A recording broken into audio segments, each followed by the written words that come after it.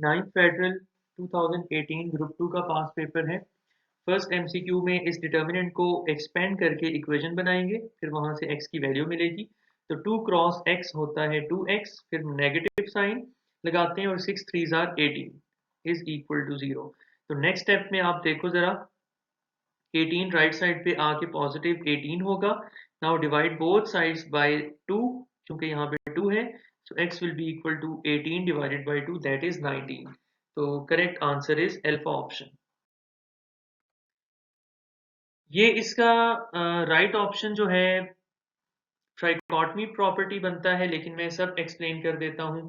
अगर आपके पास तीन नंबर्स a b c ऐसे हों such that a is equal to b and if b is equal to c, then a is also equal to c, this concept is known as transitive property। फिर if a is equal to b, this implies that b is also equal to a, this property is called symmetric property। यानी ये symmetric रहती है, इसका मतलब change नहीं होता, ऐसे लिखो या ऐसे लिखो। और एसोसिएटिव प्रॉपर्टी में तीन नंबर्स इन्वॉल्व होते हैं, यानी अगर मल्टीप्लिकेशन की बात करें, a multiplied by b will be equal to a multiplied by b into C. Associative property में नंबर वन तीन एलिमेंट्स इन्वॉल्व होते हैं, ये बात आपने याद रखनी है। और नंबर टू, इनमें जो है ब्रैकेट्स की पोजीशन का डिफरेंस होता है अकॉर्डिंग टू एसोसिएटिव प्रॉपर्टी। इस तरीके से ब्रैकेट्स की पोजीशन चेंज करने से प्रोडक्ट सेम आती है, चेंज नहीं होती। द कॉन्जुगेट ऑफ, कॉन्जुगेट की डेफिनेशन और नोटेशन आपको आनी चाहिए। If z is equal to a plus b iota is a complex number, तो इसके कॉन्जुगेट को ऐसे z बार के साथ रिप्रेजेंट करते हैं। और इसको कैसे फाइंड आउट करते हैं? इमेजिनरी पार्ट का साइन चेंज करके, सिर्फ आयोटा वाली टर्म का साइन चेंज होगा। तो यहाँ आयोटा वाली टर्म 4 आयोटा है, तो प्लस 4 आयोटा का माइनस 4 आयोटा, तो यानी 5 minus 4 iota is the correct option. The logarithm of unity to any base, अगर आपके पास ये जो नंबर है 1, इसका जब भी आप लॉगरिथम निकालोगे regardless of the base, base कुछ भी हो, 10 हो, 2 हो, 100 हो, वट एवर कुछ भी हो, 1 का लॉगरिथम हमेशा 0 आएगा। Delta option is correct option.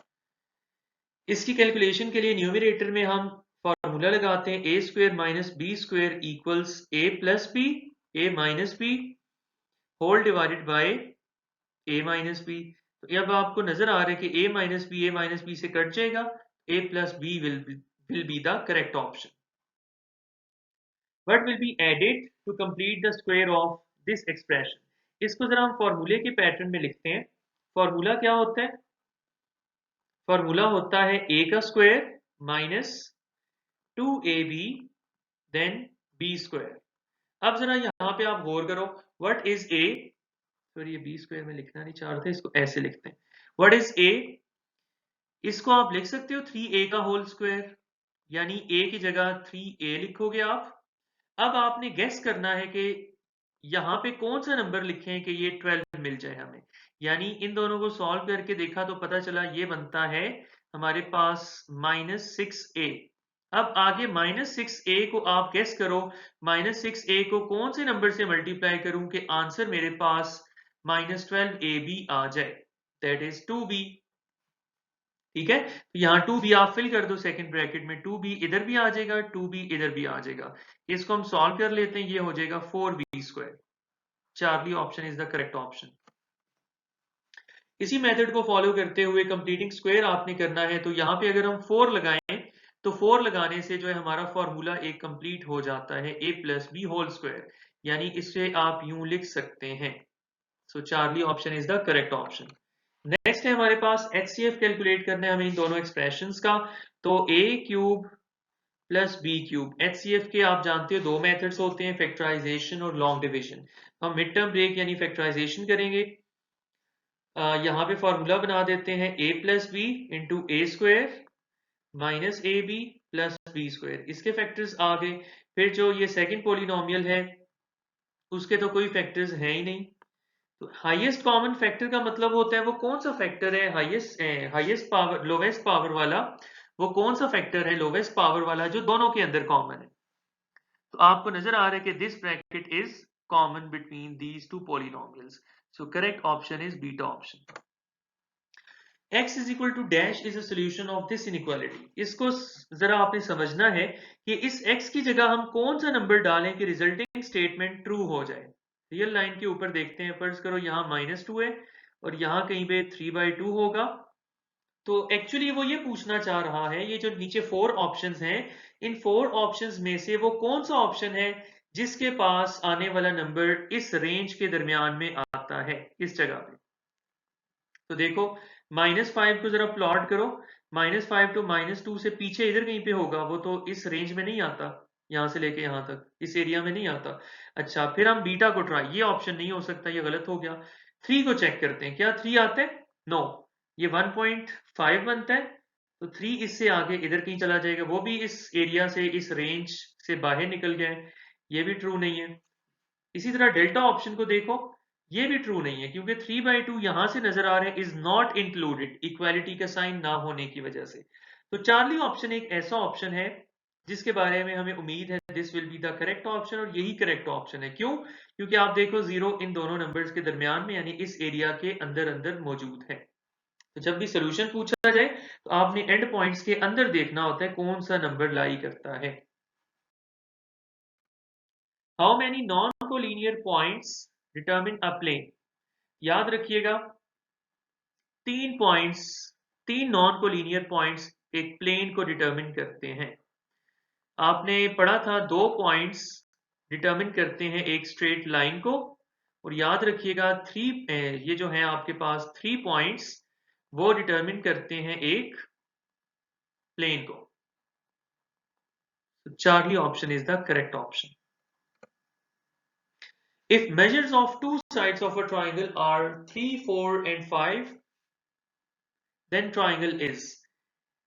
देखो इसको एमसीक्यू को सॉल्व करने के सबसे पहले मैं आपको तरीका बताता हूँ। लार्जेस्ट तीनों में से जो भी साइड होगी उसको हम सी के साथ रिप्रेजेंट करेंगे, बाकी छोटी वाली दोनों साइड्स को ए और बी के साथ। तो लार्जेस्ट साइड को सी से सपोज करते हुए आपने सी का स्क्वायर लेना है, ए का स्क्वायर लेना है, बी का स्क्वायर लेना है, फिर छोटी दोनों साइड्स को प्लस करके देखना है। अगर answer equal to C square आ जाए तो ट्राइंगल विल बी राइट। अगर सी स्क्वायर लेस हो जाए ए स्क्वायर प्लस बी स्क्वायर से तो याद रखिएगा ट्राइंगल विल बी एक्यूट। और अगर सी स्क्वायर ग्रेटर हो जाए ए स्क्वायर प्लस बी स्क्वायर से तो ट्राइंगल विल बी ऑब्ट्यूज। अब हम जरा इस फॉर्मूले को अप्लाई करते हैं अपने इस क्वेश्चन पे। What is the largest side? 5 centimetre. तो 5 को इधर लिखा, बाकी दोनों साइड्स को इधर लिखा। अब इन छोटी दोनों साइड्स का स्क्वायर लेके इनको प्लस करना है और देखना है आंसर इक्वल आता है या नहीं आता। तो आप देखो 5 का स्क्वायर हुआ 25, 3 का स्क्वायर होता है 9, 4 का स्क्वायर होता है 16, तो 9 प्लस 16 विल बी 25। तो ये तो इक्वल इक्वल आ गया, मतलब दिस, ये पहले वाला केस बन रहा है। So this is a right angle triangle. Next MCQ है, which ordered pair satisfies this equation? ये पहले भी पास पेपर में एमसीक्यू आ चुका है। तो हमने यहां से x की वैल्यू 1 और यहां से 2 वैल्यू डालेंगे इस इक्वेशन में। तो आप देखो जब x की जगह 1 आएगा और y की जगह 2 आएगा तो क्या रिजल्टिंग स्टेटमेंट ट्रू बनती है? 1 is equal to 4, this is false, मतलब ऑप्शन ए इज इनकरेक्ट। अब यहाँ x की जगह हम 2 डालेंगे और y की जगह 1 डाल के चेक करते हैं। x की जगह 2 और y की जगह 1, तो x की जगह 2 और y की जगह 1 डालने से this resulting statement is true. So beta option is correct option. लेकिन स्टिल आपने बाकियों को भी वेरीफाई करना है एग्जाम में। नेक्स्ट है, half length of a diameter of a circle is called radius. ठीक है, आप जानते हो ये फॉर्मूला कि डायामीटर को अगर d से रिप्रेजेंट करें और रेडियस को 2 से, तो radius multiplied by 2 gives you the diameter. तो हाफ करना है तो डिवाइड बोथ साइड्स बाय 2, तो रेडियस बनता है। A ray has how many end points? This shape is known as ray। इसका एक एंड पॉइंट होता है ये वाला। Last MCQ, the right bisectors of the sides of an acute triangle intersect each other। ये उसकी लोकेशन पूछी गई है कि एक्यूट ट्राइंगल के राइट बाइसेक्टर्स किस जगह पर एक दूसरे को इंटरसेक्ट करते हैं। अब ये मैं आपको जरा इंपॉर्टेंट एक बात बता दूं, यहाँ पे कुछ नोट्स याद रखिएगा।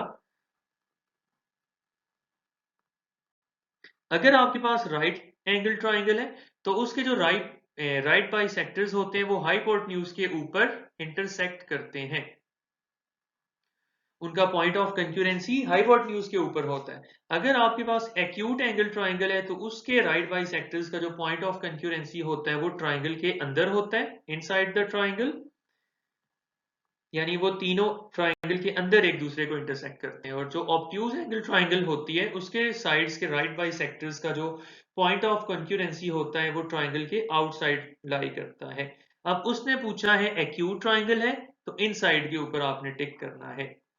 This will be the correct option.